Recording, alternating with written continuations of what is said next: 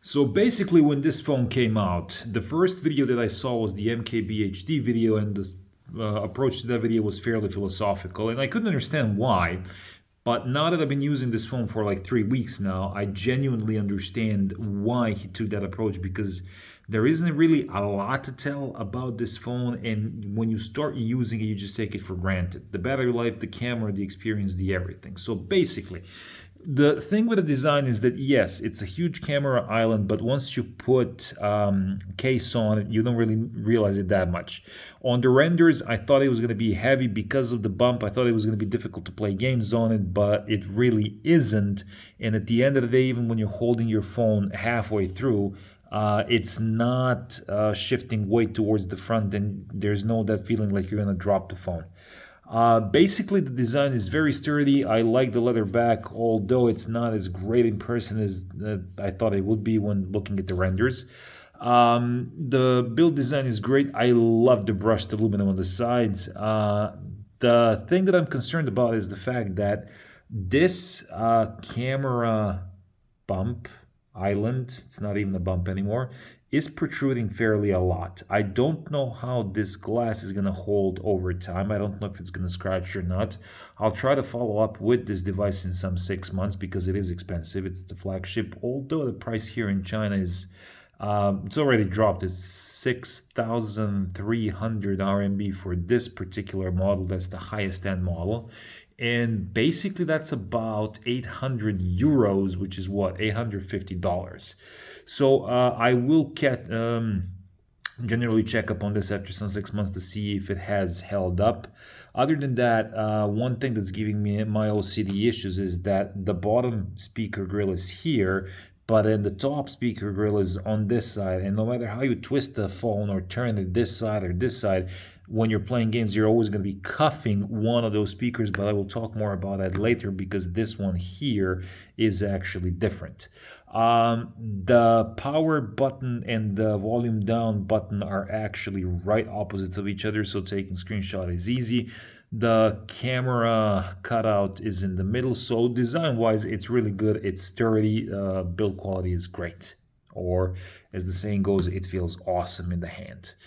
Battery life, which is generally the first thing I want to talk about, has been absolutely amazing. So, for example, talking about battery life, my usage today, as you can see here, oh my god, okay, 3 hours, 27 minutes of screen on time, and I got 62% battery left. Now, I've been playing games using WeChat, video calls, a lot of music in the background, so the screen on time doesn't do it justice. I got about 3 hours of music in the background sitting in the office and so on. On an average day, I will get about 7 hours of screen on time, and that's at 1440p resolution, 120 hertz at all times. I have turned off the adaptive refresh rate, and then again I will talk about that later.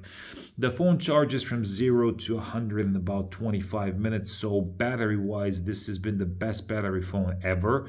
I've been using it, I've been abusing it with music and video games and YouTube and social media, cameras, video calls, and I would consistently get 7 hours plus at 1440p resolution. So trust me, with this you will have no worries. Once the battery drains, 25 minutes, 0 to 100, you got no problems there.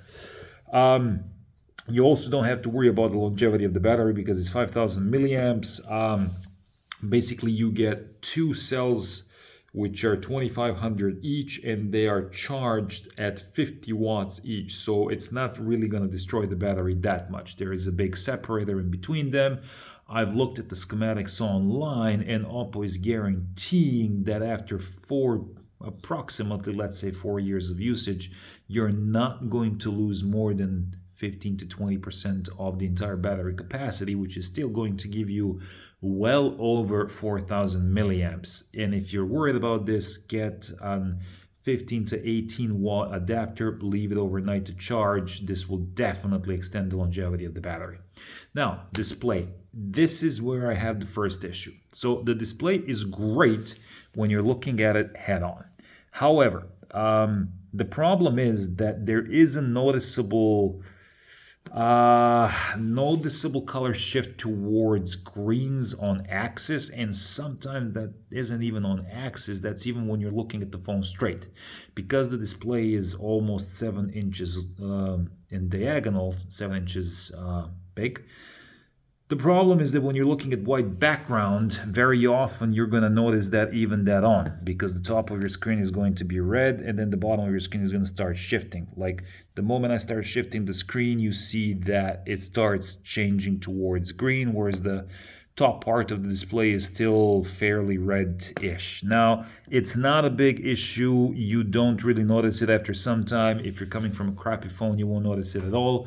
I am coming from the S22 Ultra, and in general, I noticed it at the beginning only on white background, but now I barely notice it at all. I just got used to it. So it's not a big deal. It's not a big problem. Other than that, 1440p, very crisp, very responsive. Touch response is great. Never had issues with video games. There's no lag. There's no nothing. Gets plenty bright outside. I know they're advertising 2500 nits or whatever. Real world usage scenario is that outdoors, even in the brightest of conditions, I never had issues of seeing everything on the screen clearly. So yeah, once you go into the display settings, where is that? Here, there we go. Now, this is what I'm saying. Like if we talk about refresh rate, there. So you can choose standard, high, and auto select. Standard is 60 hertz, high is 120. Auto select goes from 1 to 120. The reason why I turn off auto select is because it tends to go down to 60 hertz in most social media apps. Whether it's Facebook, Instagram, YouTube, or whatever, it just goes down to 60. And there are even some portions of the UI where it goes down to 60. And for me, that was just unacceptable. I was going like, okay, fine, 1440p, 120 hertz, let's test the battery. It really did not impact the battery life. I would imagine that if you go to adaptive, you go to 1080p resolution and so on, you will at least get another 1.5, maybe even 2 hours of screen on time. If you go all the way down to 60 hertz, God knows how far that's going to extend. The chipset inside Snapdragon Gen 8 Gen 2 is extremely power efficient. Performance has been great. No thermal throttling when playing video games.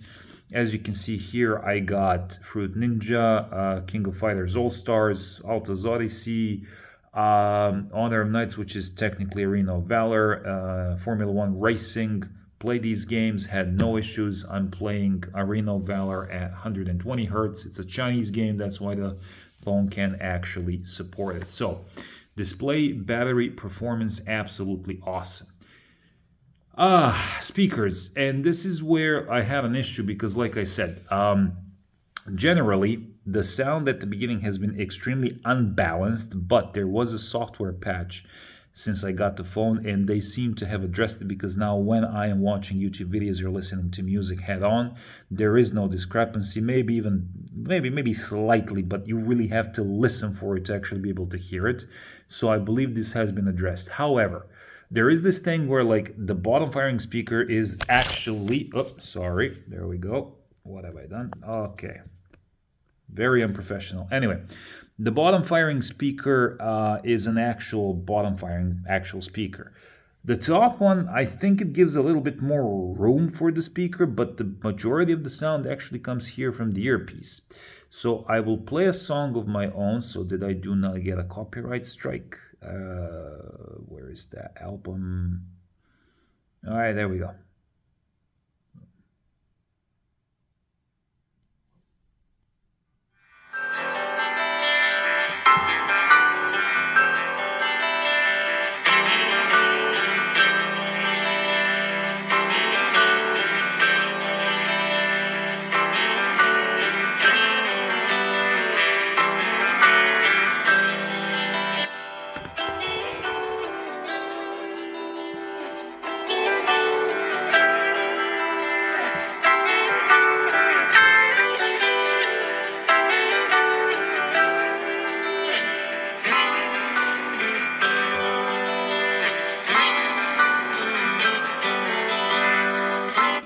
So basically, you can see that when I cuff the bottom speaker, the music disappears from this one. But when I cuff the top speaker, the music is still present, which means that it is coming from the earpiece. So I would assume that this opening here in particular maybe just gives a little bit more room or whatever. So basically, when I am playing video games, it's going to be in this position. Even if I cuff this one here, it doesn't really affect anything. The speakers are absolutely amazing. They do not distort at all. The volume is very high. Very often when I'm cooking or whatever I'm doing, never had any of these issues. So basically that's the audio. When it comes to the actual headphones, the Bluetooth audio is superb. There is a lot of stereo separation coming in the earbuds. I've been using the Sony's WC500, which are in-ear. I've been using Sony's new WH520s. I've been using the Audio-Technica M50Xs. There's Dolby Atmos support. There's the equalizer within the system. You can tweak it. You can do whatever. You're going to get great, absolutely awesome audio quality coming from both the speakers and Bluetooth audio. Now, camera. That's the main feat. So basically what they say is that you got 3 flagship cameras. The thing is this. When you're using the cameras, most of the time you're going to be using the main sensor because the main sensor on this camera combined with their software is something that I haven't seen on any phone before ever. And the experience is magical to the point where the camera shows you exactly what you see right in front of you. So it's just amazing. It's DSLR quality. I'm talking about the main sensor. The other 2 sensors, the ultra-wide and the telephoto, are also absolutely amazing. However, the biggest issue that I have is that compared to the main sensor, which is just so ridiculously good, it doesn't, like, you cannot. So to show you what I mean, basically, this is one of the first pictures that I've taken when I got the phone, picture of my colleague and his son. And this is zoom. This is 6 times zoom. And even if I keep zooming in, you are still going to see an enormous amount of detail. Now, my camera here cannot catch that properly, but the detail is there. This here is my colleague's desk, and the funny thing is that this is not a portrait shot. This is the actual natural bokeh of the lens because it's a 1-inch sensor. So the item in the middle, which is a hand cream of some sorts, is in focus. Everything in the background is blurred out, and this is just naturally from the lens. There's no software trickery. This has been an extremely difficult shot simply because I'm shooting towards the sun. This little hole here is the actual hole where the actual sun is, and the camera did not overexpose. It controlled the shot to such perfection that I was absolutely amazed. The sky in the picture is exactly to the dot the way I saw it in real life. Bright, sharp, with an enormous amount of detail. Food is where the software is doing a little bit of trickery. With the food, the software is oversaturating a little bit, and you can control that, whether it's pro mode or filters or whatever. But it does tend to do that a little bit with the food. I guess that's a very China thing, just to give it a vibrant look or whatever. Portrait camera. Again, this is not a portrait shot. This is just a selfie camera. If you notice in the background above me, the camera was able, through software and not through hardware, this is all software, to actually capture the shades of the reflection on the wall as accurately as they are in real life. Skin tones are absolutely to the dot. You can see a lot of my beard in this shot here. So the selfie camera, even on paper, they're like, oh, it's 1080p, it doesn't record 4K. No. Whatever they've done with the software this year is way above and beyond any other phone I've seen. Again, this is not a portrait photo. This is a direct shot. My hand here is in focus. Everything else has been blurred out naturally. No software trickery. This is just the lens. Again, another shot of making some cake or whatever with a lot of objects, and all objects have been excellently preserved with a lot of detail. Again, food, close-up objects, nighttime shot. Now, again, as I've said, you cannot really see this very clearly because I'm showing this on the phone. There is an enormous amount of detail. There is an enormous amount of light control. The joypad, the switch joypad here is blurred out because the focus is on the actual TV. The camera I'm using to record this is actually overexposing that a little bit. The light has been handled to absolute perfection, exactly the way that I saw things. The nighttime photos are not blown out of proportion. They're not made too bright unrealistically. They will be exactly the way that you see them in front of you. Basically, these are some of the photos that I've chosen for this review. There are many more. The camera is just surreal, the main sensor. The other two sensors, the ultra wide and the telephoto lens, they're absolutely way above any other phone. But the problem is that the main lens is just so damn good that you cannot compare it to anything else. So basically that covers everything. Performance, camera, audio, battery, design. One big thing that I have with the big problem that I have with this phone is the software. The software is an absolute abomination. Now, this is not me just talking bad about ColorOS. It's just the fact that when you look at other manufacturers' software, it really integrates into the phone. If you look at One UI, if you look at Google stock Android, it's just a very seamless experience. The first major issue that I had with the phone is that if you want to turn off 5G, and the reason I turn off 5G because I find it useless, you got to go about device. You got to go to version. Then you got to go build number a few times to open developer settings. Then you got to go additional settings, and then you got to go into developer options. And somewhere down inside, all the way deep, that's the only place where you can turn off 5G. If you go into the actual connection settings and you go to, where is that? Mobile network. More settings, you simply cannot turn off 5G directly from the settings. Like, you really got to go through the loops.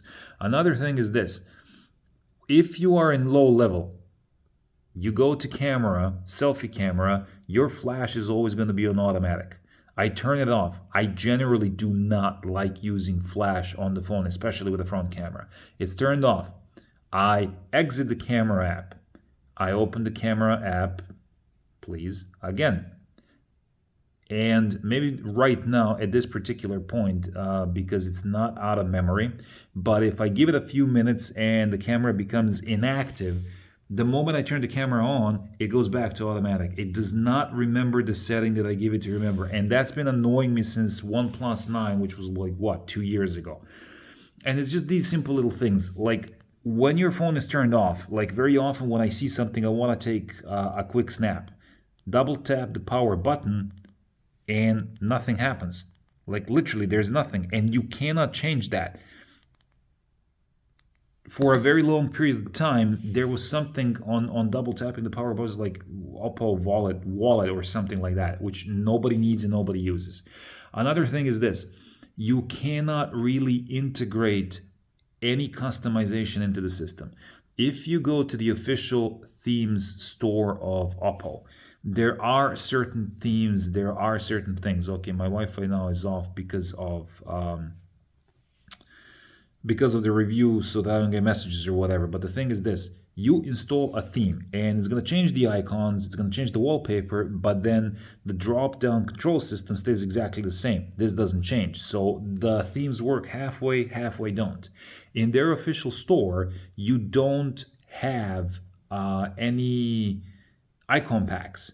And then if you go into the settings for icons, yes, you can change the shape and whatnot, and then you go like, okay, match wallpaper colors, and you do that, but then it doesn't change everything. It changes half of them, and then half of them stay exactly the way they are. So like the software experience is just so clunky. The wallpaper, like if you choose to change colors of the UI depending on the wallpaper, it might change a few things, like maybe, the control buttons somewhere, and even that it doesn't do really precisely. Then lock screen, like the clock color is always going to be white, and I know these are minor customization grips, but so many other developers have done such a great job with this that this just feels like a phone from 5, 6, 7 years ago. It does have certain features, like there's been this issue, like if I'm playing a song, why? Like there is this moment where I gotta double tap. Like I kind of like I pull it down and like, okay, open the app. What is the purpose of this window? It serves no purpose. Then I gotta do it again to get into the app. And like it's a million of these little things that it's just destroy the quality of using the phone. Is it fast? Yes. Durable? Yes. Battery? Absolutely awesome. Camera? Amazing. But the software, the experience with which you react on a daily basis is just absolutely terrible. Another thing that I had an issue with, everybody's praising them for the actual case that comes in the box. This case is absolutely terrible. First of all, the colors don't match. The colors are an absolute mismatch, so is the material.